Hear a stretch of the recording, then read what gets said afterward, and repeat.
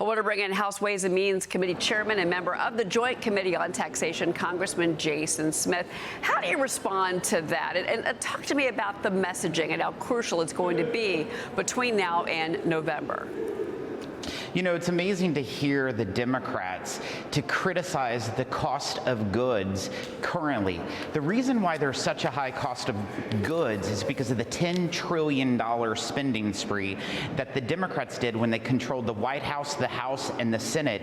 And it led to being gas being flown on the inflation fire of a 21% increase of the cost of goods. Since Donald Trump has been in office, inflation has went to the lowest level in 4 years. So for them to make statements like that, it's crazy. But they're also the ones, Cheryl, they're the ones that voted for these amazing tax refunds. It's going to all Americans. We just finished up this week the largest tax refund season in the history of America. You saw 90% of all Americans who filed their taxes by April 15th that they benefited just from the increase of the standard deduction in the one big beautiful bill. And as the president stated, the no tax on tips, no tax on overtime, no tax on Social Security, and the no tax on auto loan interest, almost a half of all Americans use those deductions. And we saw President Trump in Las Vegas and these real Americans, these workers, thanking him. One woman was in tears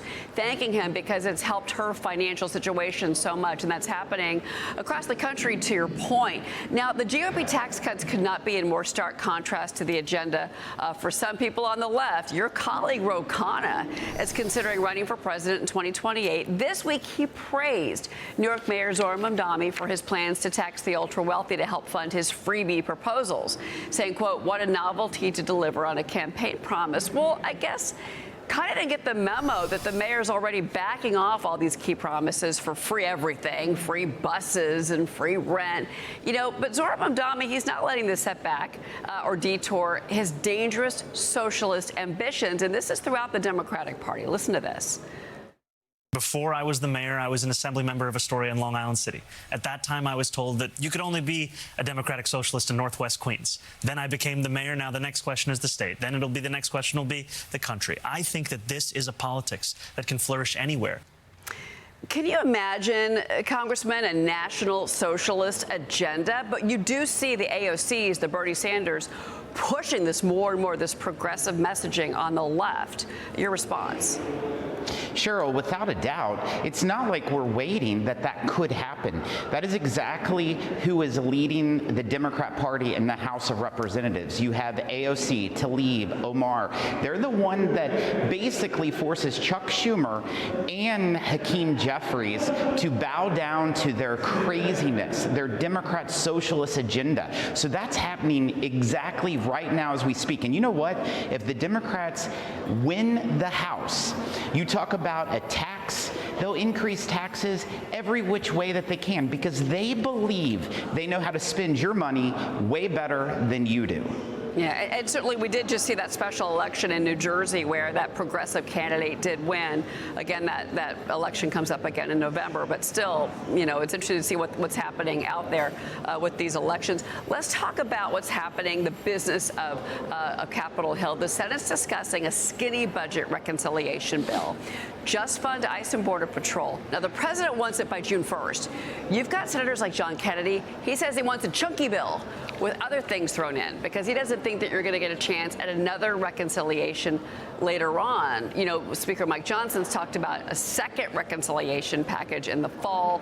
That would be, if that came to fruition, 3 reconciliation bills over 2 years. But I got to ask you this. Look, Senator John Thune says this has to be quick and decisive. Make it a skinny bill now. Get it to the president's desk. Lindsey Graham, this has to be focused. But then you've got Senator Tommy Tuberville saying, no, put as much stuff as you can into that reconciliation package. Throw it all in there. Your thoughts on where we're at in this legislative process? Cheryl, it's a shame that we're even at this point, and the reason why we're at this point is because the Democrats have put illegal immigrants ahead of the safety of U.S. citizens by defunding the Department of Homeland Security and refusing to fund ICE and Customs and Border Patrol. That is why we have to look at a tool that can bypass the Democrats' filibuster in the United States Senate. That's why we're focused on reconciliation. And we're going to have to thread a needle like no other, because we have very narrow margins in the House and in the Senate in order to make sure that we fully fund Customs and Border Patrol, ICE, and deliver additional priorities. And I think that's the reason why this has come up, because of the calendar. I mean, if you look back to 2025, the House and the Senate, it took from February through July 3rd of last year just to get the one big beautiful bill passed into law. It's been incredible for American pocketbooks this year, but it really consumed the agenda. Senator John Kennedy said this: "Those who tell us we're going to have a third reconciliation bill have been smoking the devil's lettuce." He says we're never going to have a third bill. He said it's going to be impossible ahead of the midterms. Your response to that and that pressure on the calendar, Congressman?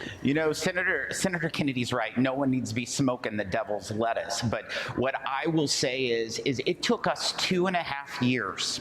2.5 years, we started the process to write the big, beautiful bill.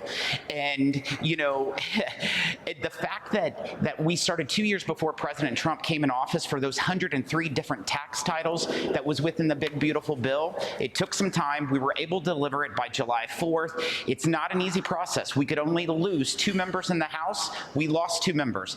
We could only lose 3 members in the Senate. We lost 3 members. So we have to thread a very careful needle, and we need to put all the eggs in one basket, in my opinion. And also, Chairman, I have to say here, you have been one of the loudest voices about fiscal responsibility in Washington, especially with your work on House and Ways Committee, but at this House Ways and Means, excuse me. But at the same time, we're sitting on $39 trillion in debt. You've got this $200 billion, request for the Department of Defense, $1.5 trillion for the military. I mean, there's a lot of asks that are out there. How do you balance what's important to you with what is going to be you and your colleagues, many of your colleagues, asking for what they want to see in any new legislation? I think the American people are desiring Congress to go after the waste, fraud, and abuse that's been exposed, whether it's in Minnesota, whether it's the hospice fraud in LA, or the unemployment fraud all over the country that was roughly $400 billion, or whether it's the fraud that was determined in the Obamacare exchanges. These are things that we need to put the appropriate measures in place, and it would save billions, in my opinion, even trillions of dollars. When you're looking at a $39 trillion deficit, and we have a deficit spend right now, we need to do everything we can to be great stewards of the U.S. tax dollars. Congressman Jason Smith, it's always a pleasure to speak with you. Thank you for being here with me. Appreciate it.